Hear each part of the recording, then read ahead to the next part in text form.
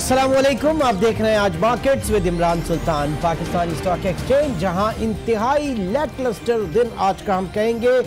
158 points मजीद shade हुए और index आज क्लोज हुआ 42,301 पे। इंतहाई नाकिस कारकर्दगी इस हवाले से कि मार्केट में आज जो वैल्यू रही वो सिर्फ और सिर्फ 3 अरब और 70 करोड़ रुपए मालियत की रही, जबकि 95 मिलियन शेयर्स आज ट्रेड हुए। 9 करोड़ 50 लाख शेयर्स। कुल एक्टिव कंपनीज 332, जिसमें 131 कंपनीज पॉजिटिव, 174 नेगेटिव और 27 कंपनीज अनचेंज थी। मार्केट का वॉल्यूम आज 9 करोड़ 50 लाख, जबकि वैल्यू इंतहाई कम 3 अरब और 70 करोड़। इसी वजह से कहा जाता है कि एक less reflective index Pakistan stock exchange का है।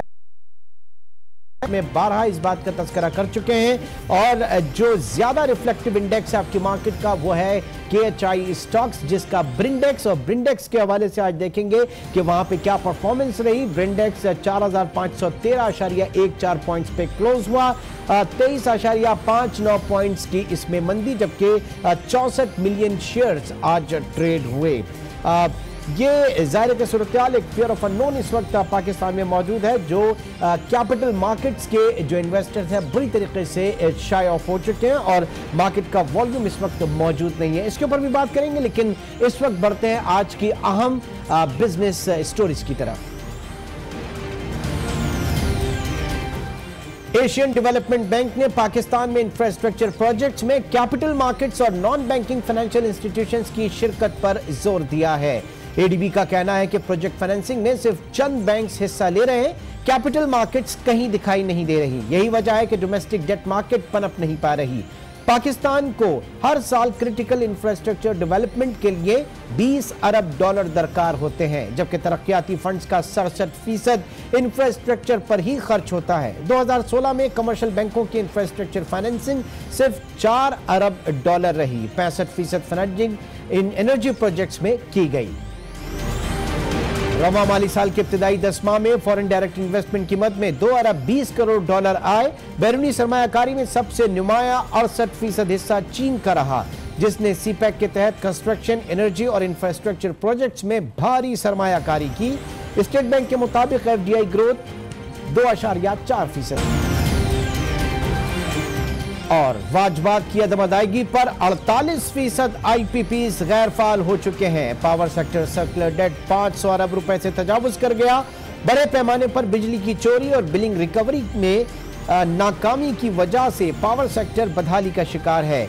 IPPs की टोटल है। वाज़ेह है कि बिजली का शॉर्टफॉल 3000 मेगावाट तक जा पहुंचा। बिजली की तलब और रसद तलब इस वक्त 18,000, जबकि जनरेशन 15,315 मेगावाट तक महदूद है। कैपिटल के कामरान साहब, बहुत शुक्रिया में ज्वाइन करने का। इस वक्त आज की मार्केट इंतहाई कम वॉल्यूम और वैल्यू 3 अरब 50 करोड़ महज। ये किधर चले गए सारे इन्वेस्टर्स? मार्केट में क्यों एक अदम दिलचस्पी है लोगों की? बहुत शुक्रिया इमरान कॉल पे लेने का। और मेरा ख्याल है कि ये तो इस वक्त एक कंटिन्यूएशन है। जो पीछे से देखेंगे तो आपके फॉरेन इन्वेस्टर की तरफ से भी मुसलसल सेलिंग का प्रेशर ही आ रहा है। तो पाकिस्तान इस वक्त एक ऐसे टाइम से गुजर रहा है कि जहां पे अगर कैपिटल मार्केट्स में कोई बेहतर सूरत हाल देखनी हो तो हमें मोर क्लैरिटी, मोर कंसिस्टेंसी आने वाले दिनों में जब नजर आएगी तो ही मार्केट बेहतर परफॉर्म करना शुरू करेगी। हाल ही में आपने देखा है कि पाकिस्तान अब फिर ये FATF के कुछ खतरात लाहक हैं, जून के अंदर उसका रिजल्ट आना है। तो फॉरेन इन्वेस्टर्स और सारे लोकल इन्वेस्टर्स भी उसको बहुत गौर से देख रहे हैं कि मौजूदा सूरत हाल के अंदर पाकिस्तान किस तरफ बढ़ेगा। मतलब तो कोई फिलहाल कोई ट्रिगर स्टोरी नहीं है मार्केट में। देखिए, ट्रिगर स्टोरी ये हो सकती है कि आप, और वो टेम्परेरी रिस्पाइट बहरहाल खुशाइंद होगी, क्योंकि मार्केट जब इस तरह के हालात में हो तो वहां पे कोई भी अच्छी खबर जो है मार्केट उसको सेलिब्रेट करती है। और आगे जाते हुए आपकी इंटरिम गवर्नमेंट फॉर्म हो और इंटरिम गवर्नमेंट 60 दिनों का जो भी इसका शेड्यूल होता है उसके अंदर इलेक्शन कराए, नई गवर्नमेंट फॉर्म हो, तो ये सारी चीजें अच्छाई की तरफ जा सकती हैं। बहरहाल हर चीज सही पे होती चली जाए और हमें नए सरप्राइजेस ना मिले, ये बहुत जरूरी है। ठीक है, लेकिन एक बहुत बड़ा कंसर्न जो इस वक्त सामने आ रहा है वो क्रूड ऑयल प्राइसेस का है। अगेन $79-80 पर बैरल की तरफ हैं। जहर कातिल होंगी पाकिस्तान जैसी मईशत के लिए, क्या कहेंगे आप? जी, बहुत ही बुरी सिचुएशन होगी पाकिस्तान के लिए अगर यहाँ से भी तजावुज करता है। अगर आप इसको देखेंगे तो पाकिस्तान ने जिस चीज को या जिस अपॉर्चुनिटी को मिस किया है वो थी कि हमें जब इसकी प्राइसेस $40 इसके पास घूम रही थी, ऐसे नीचे भी आई थी, तब पाकिस्तान गवर्नमेंट को इसको हेज करना चाहिए था, जो हमने नहीं। अगेन ये पिछले 10 साल से हम ये सवाल उठा रहे हैं कि जब ऑयल प्राइसेस $23 और $35 से ऊपर तक गई, कोई हेजिंग टूल ऑफिशियल है हमारे पास कि नहीं है? ऑफिशियल टूल तो पूरी दुनिया में है मौजूद, और बहुत सारी गवर्नमेंट्स, बहुत सारी कंपनीज भी जो ऑपरेट करती हैं वो भी जाके हेजिंग करती हैं, तो कोई पाकिस्तान गवर्नमेंट को रोकता नहीं था हेजिंग करने से। लेकिन ये कोई अच्छी खबर नहीं है, अफसोसनाक है कि गवर्नमेंट को इस तरफ फोकस करना चाहिए था, इन्होंने नहीं किया। पास में इन्होंने एक काम ऐसा 2008 के अंदर बताइए किस लेवल पे हेजिंग आप कर सकते हैं? आप कैपिटल मार्केट्स के थ्रू कह रहे हैं या मिनिस्ट्री ऑफ फाइनेंस जो है, कोई और भी टूल है? हेजिंग कहां से हो सकती है? तो सर्टनली मिनिस्ट्री ऑफ फाइनेंस इसको लीड करेगी, क्योंकि ये सारा जो रिजर्व्स का मामला और इंपोर्ट और इनको हेज करना, ये सब उन्हीं का काम होता है। तो गवर्नमेंट को एन ऑफिशियल स्केल इसको करना चाहिए था। अगर आप 2008 की मैं आपको बात याद कराऊं तो जब प्राइसेस ऑयल की बढ़ी थी, तो इन्होंने सऊदी अरेबिया से उस वक्त भी हेज तो नहीं किया था, लेकिन सॉर्ट ऑफ अपने प्रेशर को ईज ऑफ करने के लिए डेफर्ड पेमेंट पे चले गए थे। हाँ। कि अगर ऑयल आज इंपोर्ट कर रहे हैं तो उसकी 6 महीने बाद या 9 महीने बाद उसकी जो रीपेमेंट थी वो की जा रही थी। तो पाकिस्तान को इस वक्त भी जरूरत है कि आपके जो लोग इस वक्त मईशत को देख रहे हैं और उसके अफेयर्स के इंचार्ज हैं, ये सिचुएशन जो है इसको बहुत क्लोजली मॉनिटर करने की जरूरत है, क्योंकि जो ही ऑयल प्राइसेस बढ़ेंगे, आपको पता है हालिया ईरान पे जो सैंक्शंस लगने की बात हो रही है दोबारा से, तो प्रेशर ऑयल प्राइसेस पे बढ़ जाएगा। ठीक है, इसी को कंटिन्यू करेंगे। एक कॉल है, ब्रेक के बाद भी कामरान नासिर हमारे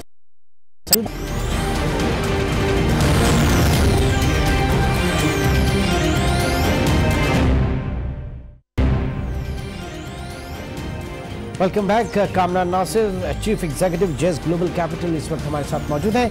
कामरान, आपको याद होगा पीपल्स पार्टी के लास्ट टेन्योर में ऑयल प्राइसेस पर बैरल और ऊपर तकरीबन $140 पर बैरल पे गई थी, और बहुत उस वक्त पाकिस्तान की इकॉनमी के लिए प्रॉब्लम्स पैदा हुए थे। और नून लीग की मौजूदा हुकूमत में हमने देखा है कि नीचे जो बॉटम पे प्राइसेस गई वो $23 पर बैरल के करीब, और अब $80 पर बैरल के करीब मौजूद हैं, जबकि इंडिपेंडेंट एनालिस्ट जो है by the end of this year इसे $100 पर बैरल के ऊपर देख रहे हैं। हम हमेशा, हमारे यहाँ कभी भी इसके ऊपर कोई, दुनिया भर में स्ट्रेटेजिक रिजर्व्स जो हैं ऑयल के वो बढ़ा दिए गए, उससे फायदा उठाया गया। हमारे यहां कभी भी इससे फायदा नहीं उठाया गया। ऑयल प्राइसेस के नीचे होने पर आपको कहां पे कैपेसिटी कंस्ट्रेंट नजर आता है या लैक ऑफ इंटरेस्ट है? ऑयल प्राइसेस कम होती हैं तो हम आवाम को रिलीफ दे देते हैं, लेकिन लॉन्गर रन के ऊपर कोई हिकमत अमली तय नहीं करते, स्पेशली हेजिंग के हवाले से। जी, आपकी बात बजा है, और मेरा ख्याल है कि ये हमारी स्ट्रेटेजिक वीकनेस है। इस पे किसी को ब्लेम नहीं कर सकते। हमारा जो फोकस होना चाहिए वो ऐसी अपॉर्चुनिटीज जो कि कौमों को मिलती हैं, और जब भी कभी आपके सामने आए, अपने आप को प्रेजेंट करे, तो उसको फौरी तौर पे कैपिटलाइज करना चाहिए।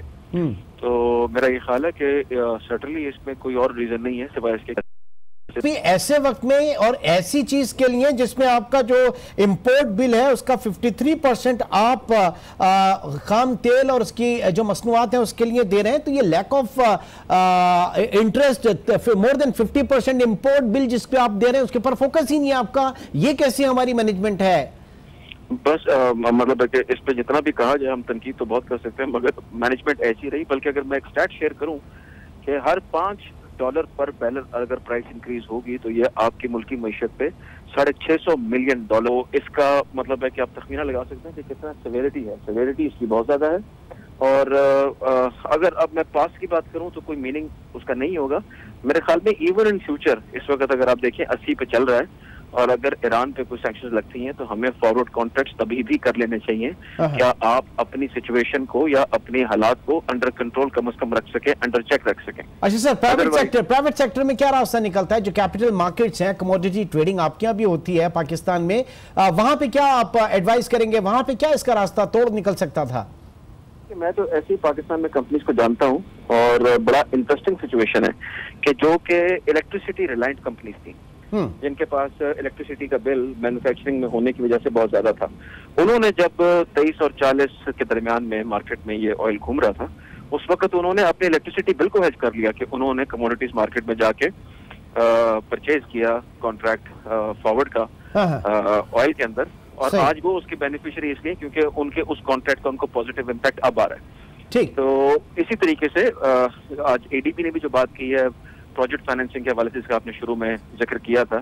तो पाकिस्तान को ये तमाम एरियाज को हमारी मईशत में बड़े गौर से हमारे इकोनॉमिक मैनेजर्स को देखना पड़ेगा, बिकॉज आपकी जो इंफ्रास्ट्रक्चर स्पेंड के ऊपर $20 अरब, और अगर आप प्रोजेक्ट फाइनेंसिंग के अंदर सिर्फ कमर्शियल बैंक्स पे डिपेंडेंट रहेंगे तो कमर्शियल बैंक्स के पास इतनी कैपेसिटी नहीं है। देख लेते हैं इसके ऊपर डॉक्टर आबिद सुलेरी माहिर मुआशियात भी हमारे साथ मौजूद हैं। बहुत शुक्रिया सर हमें ज्वाइन करने का।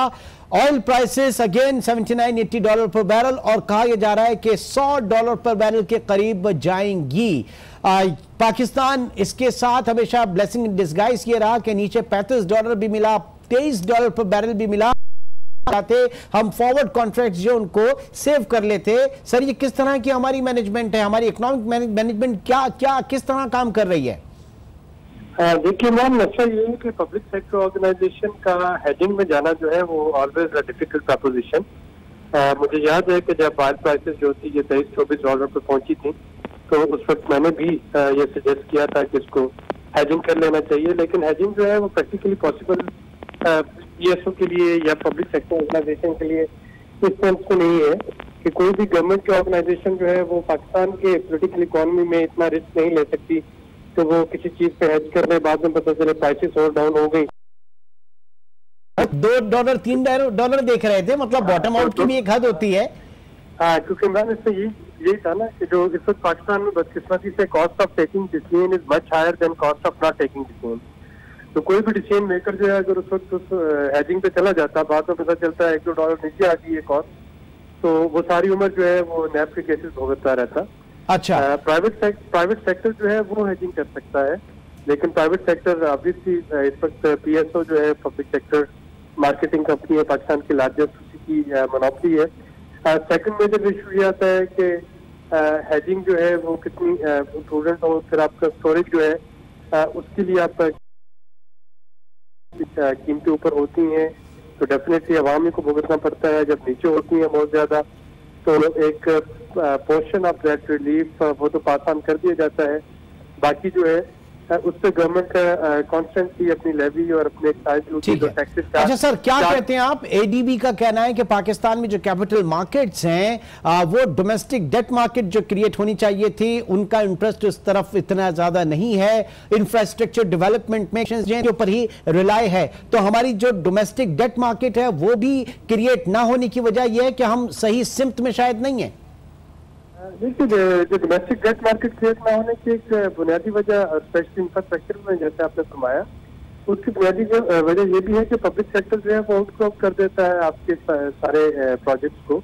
फॉर एग्जांपल अगर आप पिछले 5 साल को देखें और सीपेक रिलेटेड जो इंटरवेंशन हैं इंफ्रास्ट्रक्चर प्रोजेक्ट्स में अगर आप उनको देखते हैं तो उसमें यकीनी तौर पे कैपिटल मार्केट का रोल जो है बहुत मिनिमाइज हो जाता है। गवर्नमेंट के लिए भी ये स्टेट टू स्टेट कॉन्ट्रैक्ट करना या private sector to private sector contract करना वो निस्बतन इजी रहता है। इन्वेस्टर्स जो है वो शायद मुझे लग रहा है कि नेक्स्ट अपॉर्चुनिटी आएगी और वो अपॉर्चुनिटी आएगी स्पेशल इकोनॉमिक ग्रोथ की शक्ल में, क्योंकि एसईसीज के लिए चाइनीज जो है they don't have any money to develop your SEC. उनका ये कहना है कि ठीक। कामरा नासिर, ये बताइए कि अब ज़ाहिर है कि रमज़ानों में ट्रेडिशनली हम देखते हैं कि वॉल्यूम्स काफ़ी श्रिंक हो जाते हैं। इस मरतबा तो रमज़ानों से पहले ही वॉल्यूम्स इतने श्रिंक हैं, एक लैक ऑफ इंटरेस्ट है और एक फेयर ऑफ अननोन है। तो आगे भी आप यही सूरत हाल देख रहे हैं मार्केट में? जी, मार्केट के जो प्लेयर्स हैं या इन्वेस्टर्स हैं उनको एडवाइस कॉशन ही करना। अगर लॉन्ग टर्म पोजीशन लेना चाहते हैं तो मार्केट सर्टनली बहुत चीप है। आप आज पोजीशन लें तो आप इन द मीडियम टर्म, यानी आज से मीडियम टर्म में पाकिस्तान की इस्तेलाह में 5-6 महीने कहता हूँ, अदरवाइज तो ये साल से ऊपर का पीरियड होता है। लेकिन इन द शॉर्ट टर्म अगले 2-3 महीने मार्केट वोलेटाइल रहेगी, अच्छे मौके भी देगी, लेकिन आपके अंदर पेशेंस और बर्दाश्त होना चाहिए। अपने सरमाए को इस तरीके से इसमें इन्वेस्ट मत करें कि आप ट्रेडिंग में या अपने को लेवरेज कर लें, उससे नुकसान। ठीक है जी, बहुत बहुत शुक्रिया Kamran Nasir, CEO JS global capital, और माहिर आबिद सुलेरी साहब, आप दोनों हजरात हमारे प्रोग्राम में शरीक रहे। एक कॉज ऑफ कंसर्न इस वक्त ऑयल प्राइसेस के हवाले से और ज़ाहिर है एक लैक ऑफ इंटरेस्ट भी, फेयर ऑफ अननोन जो है इन्वेस्टर्स के जहनों में है। आगे आने वाले प्रोग्राम्स में इस हवाले से मजीद चीज़ें आपके सामने पेश करते रहेंगे। आज के प्रोग्राम में अब तक इतना ही, इंशाल्लाह आपसे कल मुलाकात होगी। अपना बहुत ख्याल रखिएगा। अल्लाह हाफ़िज़।